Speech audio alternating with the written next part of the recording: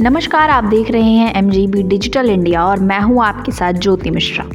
रंग की सियासत दुनिया में आज की ही नहीं बल्कि सदियों पुरानी है। कभी इंसान के रंग पर नफरती सियासत हुई तो कभी रंगों को इंसानों ने बांट कर नफरती सियासत की। लेकिन आज हम जिस रंग की बात कर रहे हैं उस पर सियासत नहीं हुई बल्कि सिर्फ उसके इस्तेमाल के लिए कई लोगों को अपनी जान तक गंवानी पड़ी थी। चलिए आपको बताते हैं इतिहास के सबसे खौफनाक रंग की कहानी जिसकी इबादत मौत से लिखी गई। सबसे बड़ी बात कि इस कहानी में दुनिया की सबसे खूबसूरत औरतों का, मिस्र की रानी का, क्लियोपेट्रा का भी नाम शामिल है। इतिहास ऐसी कहानियों से भरा पड़ा है जिसमें कीमती चीजों के लिए लोगों की हत्या कर दी जाती है। लेकिन आज हम जो कहानी बताने वाले हैं उसमें एक खास रंग के कपड़े पहनने की वजह से एक राजा की हत्या कर दी गई थी। दरअसल हम टायरिन पर्पल डाई यानी बैंगनी रंग की बात कर रहे हैं। ये रंग उस दौर में इतना ज्यादा चर्चित हुआ करता था कि इसका इस्तेमाल सिर्फ कुछ रसूखदार लोग ही करते थे। चलिए अब बताते हैं कैसे बना ये रंग एक राजा की मौत के पीछे की वजह। ये कहानी है 40 ईसा पूर्व की। मॉरिटानिया, जिसे गुलामी के खिलाफ जंग लड़ने वाला दुनिया का आखिरी देश माना जाता है, यहाँ के राजा एक बार ग्लैडिएटर का मैच देखने पहुंचे। दरअसल इनकी दोस्ती रोमन शाही परिवार के साथ थी, इसीलिए इस तरह के खेलों में इन्हें भी निमंत्रण मिल जाया करता था। इस दिन भी ऐसा ही हुआ, लेकिन आज के मैच के दौरान मॉरिटानिया के राजा से एक गलती हो गई। वो इस मैच को देखने जब पहुंचे तो उन्होंने टायरिन पर्पल डाई यानी बैंगनी रंग के कपड़े पहन लिए। रोम के सम्राट को मॉरिटानिया के राजा का ऐसा करना गुस्ताखी लगा और उन्होंने उनकी हत्या का आदेश दे दिया। मिस्र की रानी क्लियोपेट्रा को उस दौर की सबसे खूबसूरत और पावरफुल औरत माना जाता था। क्लियोपेट्रा के बारे में कहा जाता था कि उसे बैंगनी रंग इतना पसंद था कि उसने इस रंग के कपड़े तो बनवाए ही थे,